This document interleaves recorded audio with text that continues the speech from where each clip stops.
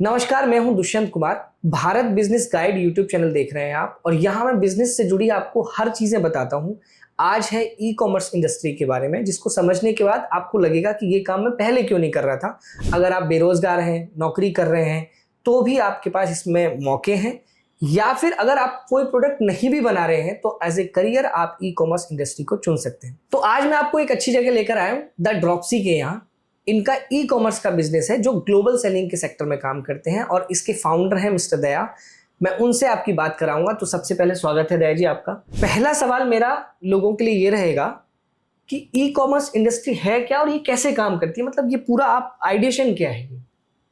आप कोई भी एक प्रोडक्ट बनाते हो और उस प्रोडक्ट को आपको ऑनलाइन सेल करना है। सिंपल शब्दों में यही ई कॉमर्स है। अब तक से मेरा मतलब है, हम 2026 में अभी बैठे हैं। पिछले कई वर्षों से ये काम इंडिया में होता आ रहा है, दुनिया में हो रहा है, बट इंडिया में अपने लेवल पर हो रहा है। इंडिया में जो लोग अपने प्रोडक्ट्स बना रहे हैं, जो लोग नहीं बना रहे हैं, वो लोग ट्रेड करते हैं या वाइट लेबलिंग करते हैं। मैंने बहुत सारे लोग हैं जो केवल मैन्युफैक्चरिंग करते हैं और बहुत सारे ब्रांड के लिए उनकी ब्रांड के नाम के साथ प्रोडक्ट्स बनाते हैं, और उन्हें मार्केट प्लेसेस जैसे अमेजोन हो गया, फ्लिपकार्ट, मीशो, मिंत्रा, इस तरीके के मार्केट प्लेसेस के जरिए सेल करते हैं। किसी अपने जो कस्टमर्स किसी दूसरे शहरों में बैठे हैं उनको सेल करते हैं, या अपनी खुद की वेबसाइट के जरिए भी आप सेल कर सकते हो। अभी पिछले कुछ सालों से ये मार्केट केवल नेशनल न रहकर इंटरनेशनल बन गया है। जब हम ई कॉमर्स की बात करते हैं तो मान लीजिए कि मेरी कोई फैक्ट्री नहीं है, मुझे इस सेक्टर में काम करना है, तो मेरा एंट्री पॉइंट क्या है? जब हम एंट्री पॉइंट की बात कर रहे होते हैं ना, आप एक इंडिविजुअल हो, अभी आप ना प्रोडक्ट के बारे में कुछ जानते हो, ना सेल कैसे होगा इसके बारे में जानते हो। इनफैक्ट आपके पास कोई प्रोडक्ट भी नहीं है, बट मैं ये जरूर कह सकता हूं बहुत जिम्मेदारी के साथ कि आपका कोई इंटरेस्ट जरूर होगा। हो सकता है आपको इलेक्ट्रॉनिक उपकरण जो होते हैं वो बहुत पसंद होंगे, हो सकता है आपको ब्यूटी प्रोडक्ट्स बहुत पसंद हो सकता है आपको किताबें बहुत पसंद हो सकता है आपको बेबी टॉयज बहुत पसंद हो सकता है आपको फैशन का बहुत सेंस हो। कुछ तो आपके अंदर होगा। तो सबसे पहले अपना वो इंटरेस्ट आप पहचानिए कि आपका इंटरेस्ट क्या है। आज की डेट में आप कोई भी ऐसा थॉट कि ये एक प्रोडक्ट बन सकता है और क्या ये ऑनलाइन सेल होगा, मैं ये बहुत दावे के साथ कह सकता हूं कि आप सर्च करो, वो ऑनलाइन सेल हो रहा होगा। शुरुआत यहां से होती है कि आपका इंटरेस्ट क्या है। क्यों मैं इंटरेस्ट पे इतना जोर दे रहा हूं? बिकॉज अगर आपके इंटरेस्ट का प्रोडक्ट है ना, तो जब आप प्रोडक्ट को डेवलप करने जाओगे तो वो बहुत बेहतर प्रोडक्ट बना पाओगे, कस्टमर की नीड्स को समझ पाओगे, उसके अकॉर्डिंग कि कस्टमर्स को कैसे बेनिफिट हो प्रोडक्ट डेवलप करोगे। तो सबसे बुनियादी शुरुआत कि आपको प्रोडक्ट के बारे में सोचना है कि मुझे सेल क्या कर रहा है, कहां कर रहे हैं, वो सेकंड नंबर पर आता है। इसमें आप मैन्युफैक्चरिंग बोल रहे हैं या सिर्फ सेल के लिए बोल रहे हैं? मुझे अमेरिका में सेल करने हैं, तो मुझे फ्लिपकार्ट, अमेजोन कैसे शुरुआत करनी है, और मेरे पास इन्वेस्टमेंट के नाम पे मुझे बताइए कि कितने पैसे होने चाहिए जब मैं काम शुरू कर सकता हूँ। जब हम ये बात कर रहे हैं कि आपके पास कोई फैक्ट्री नहीं है, आप मैन्युफैक्चरर नहीं हो, बट आपको ये थॉट आ गया कि भाई मुझे टॉयज सेल करने हैं, आप इंडिया में ग्लोबली सेल करना है, that is a secondary thing. सबसे पहले प्रोडक्ट आपके पास होना चाहिए। इंडिया में हजारों की तादाद में ऐसे मैन्युफैक्चरर ऑलमोस्ट हर सिटी में, इनफैक्ट हमारे ग्रेटर नोएडा में तो पूरी की पूरी टॉय सिटी है। जहां इस ऑफिस में जहां बैठ के हम शूट कर रहे हैं, यहां से हार्डली 4 किलोमीटर दूर पूरी की पूरी टॉय सिटी है, जो गवर्नमेंट ऑफ यूपी और गवर्नमेंट ऑफ इंडिया ने मिलकर बसाई है। मेरा कहने का मतलब है, ऑल ओवर इंडिया हजारों सप्लायर्स, मैन्युफैक्चरर ऐसे मिलेंगे जो आपको आपके ब्रांड नेम से टॉय बना के दे सकते हैं। एग्जाम्पल के लिए मान लो हमारा नाम ड्रॉप्सी है, मुझे ड्रॉप्सी के नाम से टॉय बनाना है, मैं किसी एक मैन्युफैक्चरर को अप्रोच करूंगा। हालांकि हम बाद में ये बात करेंगे कि अप्रोच कैसे करते हैं। मैंने किसी को अप्रोच किया कि भाई मुझे मेरे ब्रांड नेम के साथ टॉयज बनाने हैं। हर एक मैन्युफैक्चरर का अपना एक एमओक्यू होता है, मिनिमम ऑर्डर क्वांटिटी। मान के चलते हैं कि किसी एक मैन्युफैक्चरर का एमओक्यू है कि मैं एक प्रोडक्ट, एक डिजाइन का 100 पीस बनाऊंगा, बट उस प्रोडक्ट पर वो अपनी ब्रांडिंग कर देंगे। Let's suppose take an example, ये प्रोडक्ट है, इस प्रोडक्ट की पैकेजिंग पे उसकी नाम लिखा हुआ है, ब्रांड का नाम है। अगर ये ब्रांड का नाम नहीं होता तो ये रैंडम प्रोडक्ट होता, बट ये ब्रांड का नाम है, दैट मींस ये इस ब्रांड का प्रोडक्ट हो गया। इसी तरीके से अगर आप किसी भी मैन्युफैक्चरर से बात करते हो और उन्हें ये बोलते हो कि इसको व्हाइट लेबलिंग या प्राइवेट लेबलिंग बोलते हैं, कि मैन्युफैक्चरिंग कोई और कर रहा है, बट वो जब पैकिंग करेंगे या प्रोडक्ट बनाएंगे उस पर आपके ब्रांड का नाम होगा जो आप बताओगे। डिपेंडिंग ऑन कि आपको इंडिया में छोटे से छोटे मैन्युफैक्चरर्स और बड़े से बड़े मिल जाएंगे जिनका एमओक्यू लेस देन 50 पीस से लेकर 50,000 पीस तक भी होता है। डिपेंड करता है कि आपकी पॉकेट कितना अलाउ कर रही है। तो क्या जब मैं शुरू कर रहा हूँ ई कॉमर्स बिजनेस और मैंने टॉय से शुरू किया, तो मुझे वो खरीद के अपने पास लेके आने हैं, तो मुझे वो सारा पैसा उस डिस्ट्रीब्यूटर या कंपनी को देना है और अपने पास रख लेने हैं, या जब, क्योंकि आप कह रहे हैं कि ई कॉमर्स तो इंटरनेट से काम करता है, कि मैंने लेट से कि किसी भी ऑनलाइन प्लेटफॉर्म को चुना, उस पर अपनी प्रोडक्ट रेंज लगा दी, तो ऑर्डर वहीं से चले जाएंगे या मुझे पहले वो खरीद के रखना पड़ेगा? सबसे पहला ये है कि आप जब ऑर्डर प्लेस करोगे तो वो जब प्रोडक्ट बन जाएगा तो आप अपने वेयर हाउस में लेकर आओगे, क्योंकि वहीं से शिप होने वाला जो कंसेप्ट है वो वर्क नहीं करता। होता ये भी है, इंडिया में आपको बहुत सारे ऐसे लोग मिलेंगे जो ये बोलेंगे कि प्रोडक्ट हमारे पास है, आप ऑनलाइन सेल करो, ऑर्डर आएगा तो हम फुलफिल कर देंगे। बट वहाँ पर फिर बहुत सारे ऑपरेशनल चैलेंजेस आते हैं। प्रोडक्ट की क्वालिटी पे आपका कंट्रोल नहीं रहता। किसी भी मार्केट प्लेस के जरिए अगर आप प्रोडक्ट शिप कर रहे हो, सबकी अपनी एक मिनिमम टाइमलाइन है कि ऑर्डर आने के बाद विद इन इतने टाइम ड्यूरेशन आपको शिप कर देना है, बिकॉज आजकल सबको प्रोडक्ट जल्दी चाहिए। इनफैक्ट डिलीवरी की भी टाइमलाइन है कि अमेजोन पर अगर आप ऑर्डर करते हो, एवरीवन इज ऑर्डरिंग, तो आपको दिखा देता है कि अगर मान लो ऑर्डर किया है कि 5 दिन बाद ऑर्डर डिलीवर होगा, तो कितने दिन के अंदर डिलीवर करना है वो आपके कंट्रोल में नहीं रहता, क्योंकि कोई और आपकी शिपिंग को हैंडल कर रहा है, कोई और आपकी पैकिंग को हैंडल कर रहा है, कोई और आपके प्रोडक्ट को हैंडल कर रहा है। तो ना तो प्रोडक्ट क्वालिटी पे आपका कंट्रोल रहा, ना आपकी पैकेजिंग क्या हो रही है उस पर कंट्रोल रहा, शिपिंग टाइमिंग पे कंट्रोल नहीं रहा, शिपिंग डिलीवरी जो डिलीवरी है डिलीवरी टाइमिंग पर भी कोई कंट्रोल नहीं रहा। और अगर ये कंट्रोल्स नहीं होंगे, which is a base of e commerce business, तो आप कभी ई कॉमर्स बिजनेस कर ही नहीं पाएंगे। सो सही तरीका ये है कि आज प्रोडक्ट आपने ऑर्डर किए, किसी मैन्युफैक्चरर से बनाए और उसे लेके आप अपने वेयर हाउस आ गए। तो जो एक बेसिक एवरेज इन्वेस्टमेंट कॉस्ट निकालेंगे तो कितने से शुरू हो सकता है, और इसके बाद फिर वो कौन सा स्टेप आएगा जब मुझे और पैसे लगाने हैं? सी, बिजनेस की शुरुआत करने के लिए इन्वेस्टमेंट आपको कम ही चाहिए। आपके पास बेयर मिनिमम 50,000 1 लाख रुपए भी है तो भी आप इजीली शुरू कर सकते हो।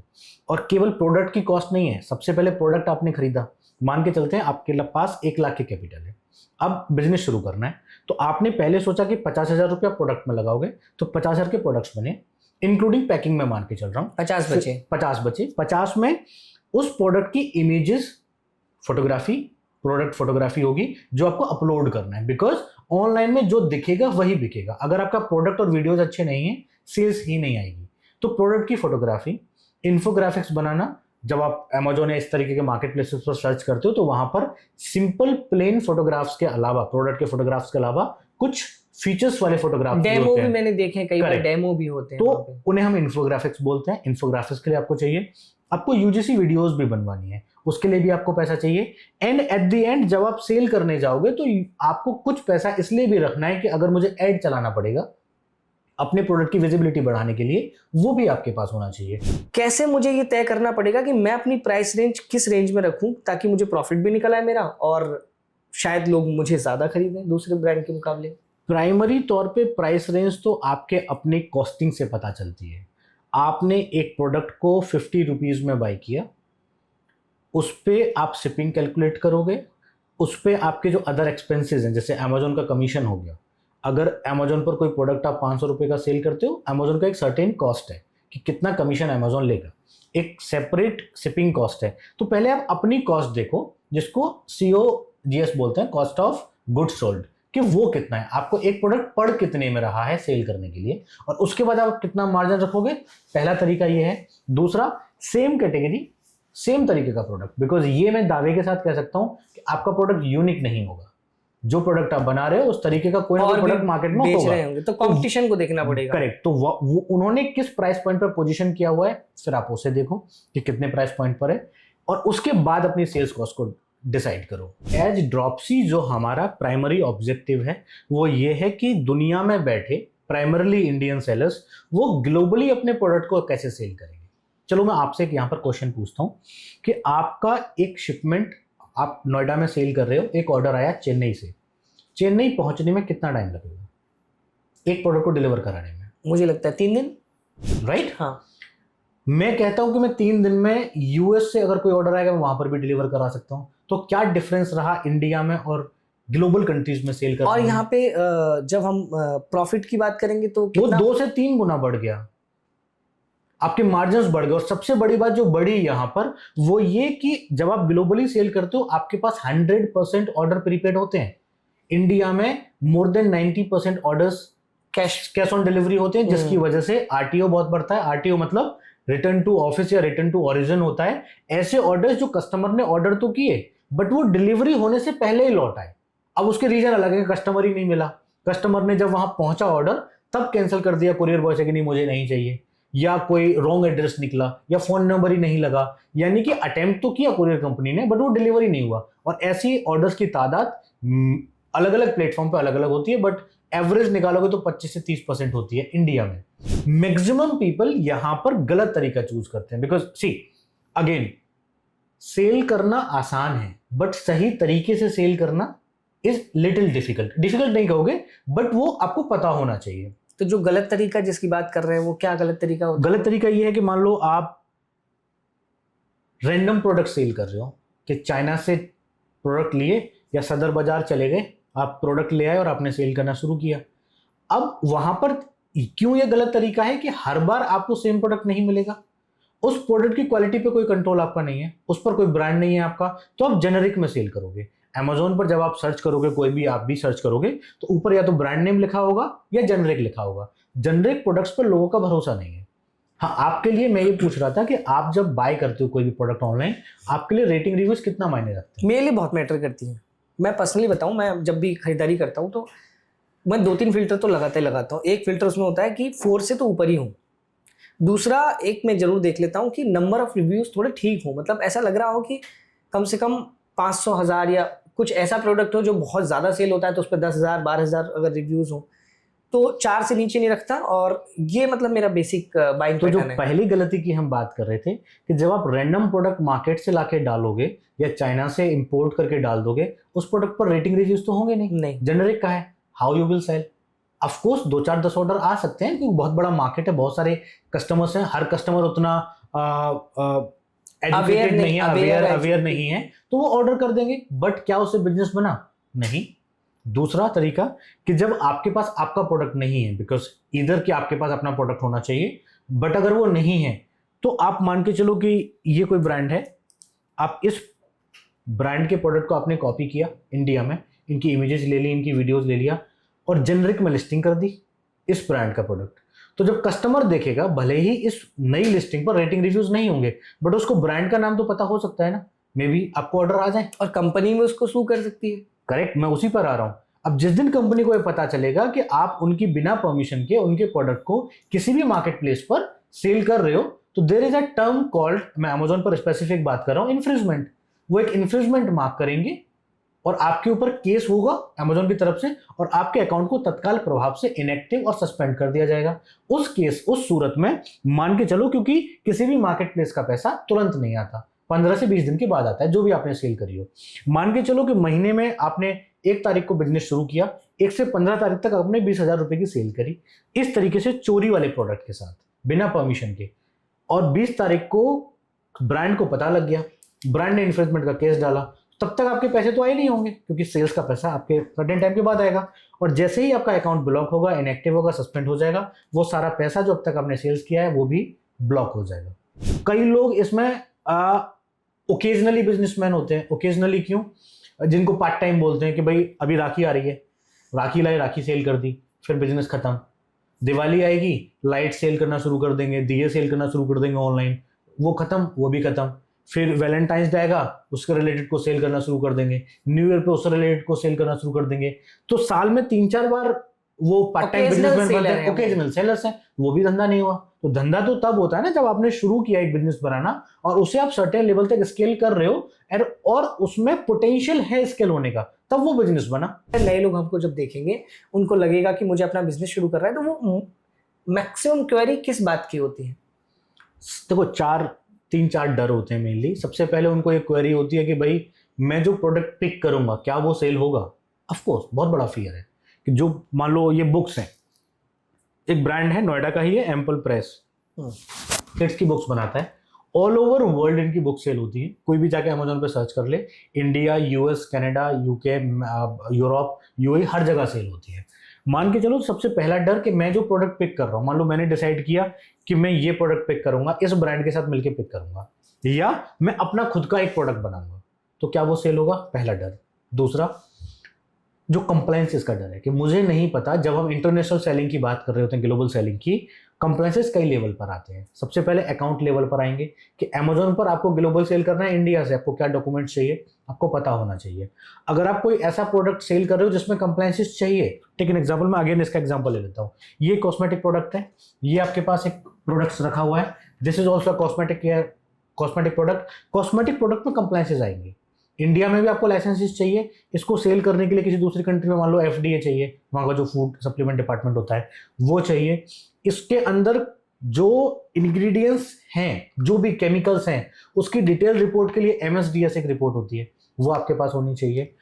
एक नॉन डीजी सर्टिफिकेट होता है जो नॉन डेंजरस गुड्स को शो करता है कि जैसे परफ्यूम है, परफ्यूम में अल्कोहल होता है, which is a flammable item. Airline से उसको शिप करना बहुत मुश्किल है जब तक आप नॉन डीजी नहीं दोगे। नॉन डीजी मतलब you giving a certificate against that product कि ये प्रोडक्ट में हार्मफुल नहीं है और उसमें आग नहीं लगेगी, क्योंकि अल्कोहल फ्लेमेबल हो सकता है बट परफ्यूम में बहुत कम मात्रा में अल्कोहल है, वो नहीं जलेगा। तो the point is compliances level पर डर होते हैं उन्हें। फिर एक डर उनका ये कहता है कि हम जब एक्सपोर्ट करने जाएंगे तब भी तो कुछ रूल्स लगेंगे, गवर्नमेंट ऑफ इंडिया के भी तो कुछ रूल्स होंगे कि आपको एक प्रोडक्ट को किसी दूसरे कंट्री में भेजना है, तो इसे क्रॉस बॉर्डर सेल्स से बोलते हैं, राइट। ई कॉमर्स की भाषा में इसे रिटेल एक्सपोर्ट भी बोलते हैं। एक बल्क एक्सपोर्ट है जो कंटेनर्स के साइज में हो रहा है, जो सदियों से चला आ रहा है। ये अभी कुछ सालों से इजाद हुआ है, पिछले 4-5 सालों से, मतलब पहले भी था बट अब बहुत तेजी से आगे बढ़ रहा है। तो उस लेवल पर क्या चैलेंजेस आएंगे कि आप शिपिंग करोगे तो कस्टम से कैसे क्लियर होगा?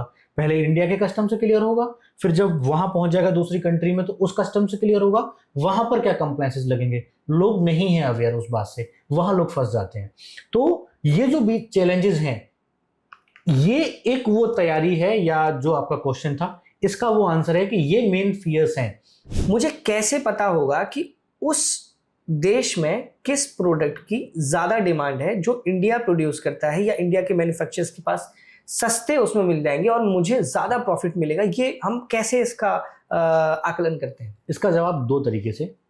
जो प्राइमरी मार्केट्स हैं ग्लोबल सेलिंग में, यूएस, कनाडा, यूके, मैं भी कभी नहीं गया, बट हमारी कंपनी का जो टर्नओवर है, इन टर्म ऑफ जो हमारे सेलर्स का टर्नओवर है, वो $2-2.5 लाख से ज़्यादा का है मंथली, सब कुछ मिला के।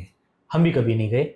दूसरा, एक सवाल आंसर करने से पहले कि मैं नोएडा में बैठा हूँ, हमारे देश में अलग अलग रीजन है, अलग अलग रीजन में अलग अलग प्रोडक्ट की डिमांड रहती है। ये प्रोडक्ट साउथ में बहुत चलता है।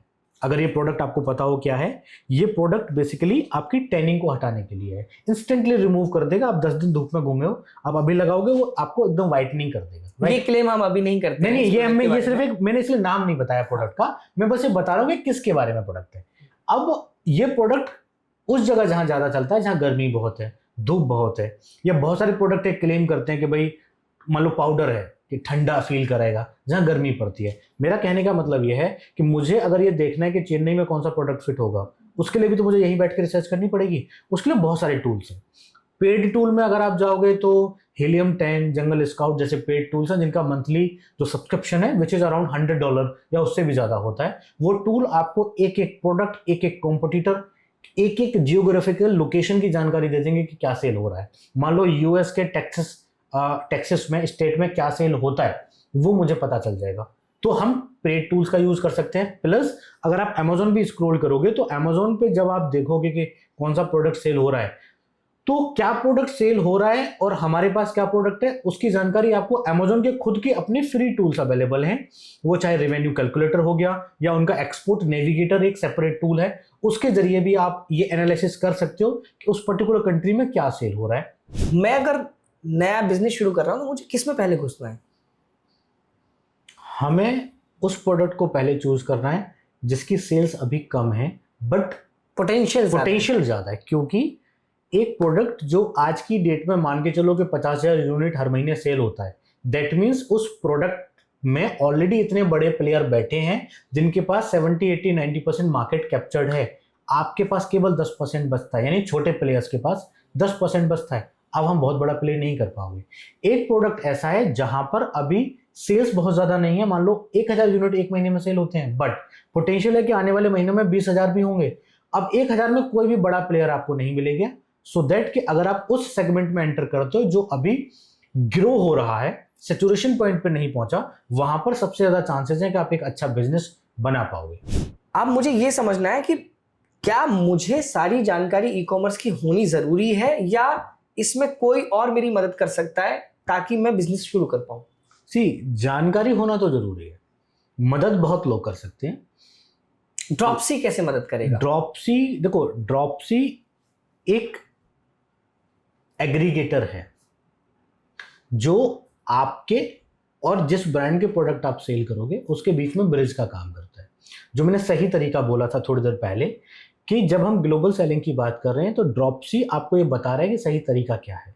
सही तरीके का नाम है ब्रांड रीसेलिंग, और वो आप FBA के साथ करोगे, उससे बेहतर कुछ है नहीं, राइट। लेकिन आपको कैसे पता चलेगा कि कौन सा ब्रांड पिक करना चाहिए सेल्स करने के लिए? वही एक डर कि क्या वो सेल होगा कि नहीं होगा। तो ड्रॉपसी की अपनी जो रिसर्च की टीम है वो रिसर्च कर रही है कि कौन सा प्रोडक्ट इंडिया से पिक करना चाहिए जिसका पोटेंशियल दूसरे कंट्रीज में हो।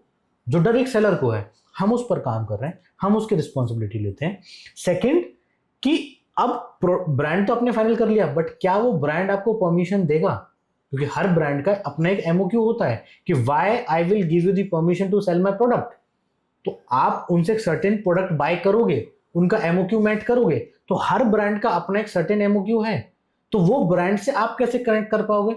अब किसी भी बड़े ब्रांड का MOQ लाखों में होता है, बट क्या आप लाखों का रिस्क लेने के लिए आज तैयार हो? जब आप मिनिमम ऑर्डर क्वांटिटी, कि इतना प्रोडक्ट आपको खरीदना पड़ेगा मुझसे पहले, तब मैं आपको परमिशन दूंगा आप मेरे प्रोडक्ट सेल करने की। तो क्या आप खरीद पाओगे?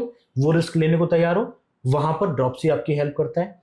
थर्ड कि जो हमने कंप्लायंसेस की बात की कि जब आपने आज एक ब्रांड फाइनल किया, प्रोडक्ट फाइनल किया, अब उस प्रोडक्ट को इंडिया से US पहुंचाने की बारी है। उस पहुंचाने की जर्नी में बहुत सारे कंप्लायंसेस आएंगे। कंप्लायंसेस प्रोडक्ट से रिलेटेड भी आएंगे कि प्रोडक्ट के लिए क्या सर्टिफिकेशन होने चाहिए। कंप्लायंसेस गवर्नमेंट ऑफ इंडिया या गवर्नमेंट रूल्स के अकॉर्डिंग भी आएंगे कि किस तरीके के कंप्लायंसेस आपको इंडिया से एक्सपोर्ट करने के लिए चाहिए, राइट। उसमें कौन हेल्प करेगा? Dropsy is there. And at the end जो चौथा सबसे बड़ा अश्योरेंस चाहिए होता है, शुरुआती सेल्स कैसे आएगी। दो सही तरीके मैंने शुरुआत में बताए थे सेल करने के लिए कि इधर आपके पास अपना प्रोडक्ट होना चाहिए, तो या तो आप मैन्युफैक्चरर होंगे या व्हाइट लेबलिंग करा रहे होंगे। इस तरीके से जब आप अपना ब्रांड लॉन्च करते हो, उसका सेल्स टेक्निक, तरीका, एग्जीक्यूशन प्रोसेस सब अलग है, ठीक है। उसमें टाइम लगेगा, पैसा लगेगा, आपका एफर्ट लगेगा, सालों लग सकते हैं एक ब्रांड को मार्केट में पिक होने में, राइट। तो अगर आपके पास वो पेशेंस है, पैसा है लगाने को ब्रांड में, तो आप वो ऑप्शंस पिक करो।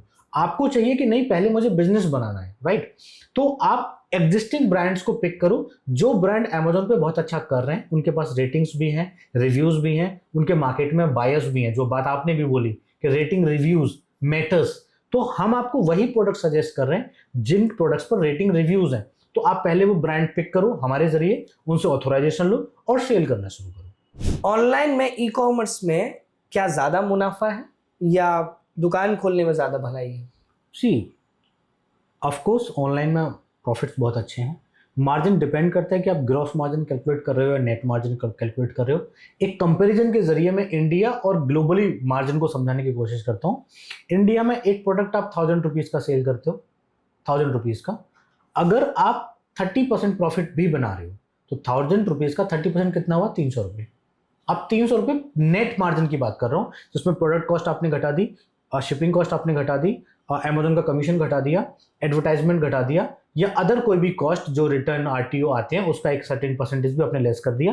जो नेट मार्जिन बचा वो 30% आप कमा रहे हो, यानी आपने 300 रुपये 1000 रुपीज़ के प्रोडक्ट पे कमा लिए। अब अगर सेम प्रोडक्ट 1000 रुपीज़ का आप अगर US सेल करते हो, देखो Amazon की कुछ प्राइमरी कंट्रीज हैं, US, कनाडा, UK, UAE, वहां पर अगर आप वहां सेल कर रहे हो एटलीस्ट 3 to 4x में सेल होगा। ये एक बेसिक आइडिया के लिए मैं बता रहा हूँ। और वो जो आप बता रहे थे कि कैश ऑन डिलीवरी का तो चक्कर है ही, वहाँ प्रीपेड है, मतलब पैसे आपको जैसे ही ऑर्डर आएगा या डिलीवर होगा, किस स्टेज पे आते हैं?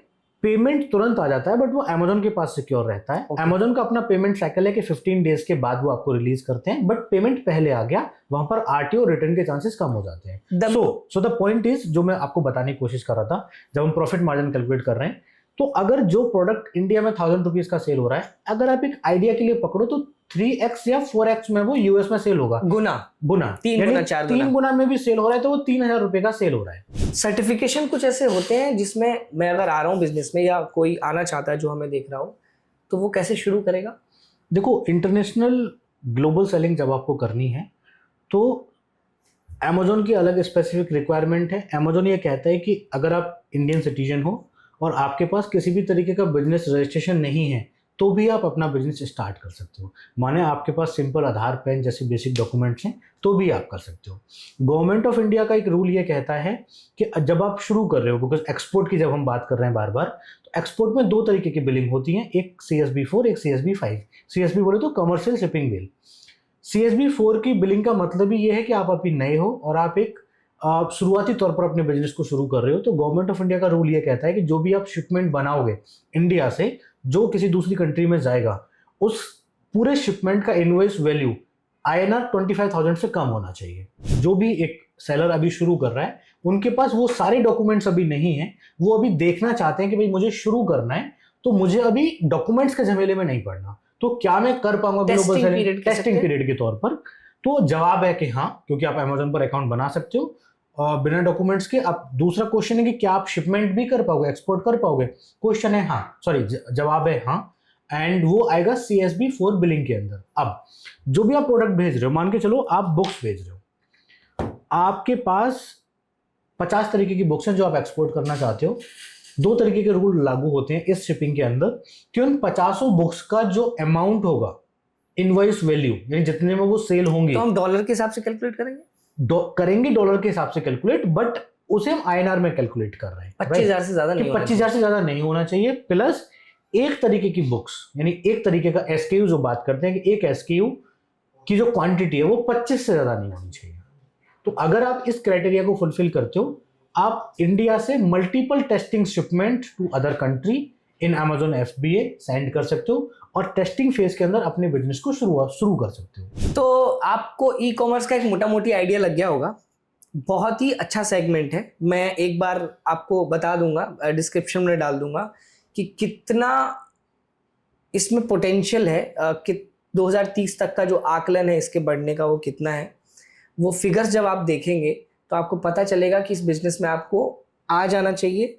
थोड़ी सी समझ, थोड़ा सा पैसा, थोड़ी सी डायरेक्शन, इन तीनों की ज़रूरत है।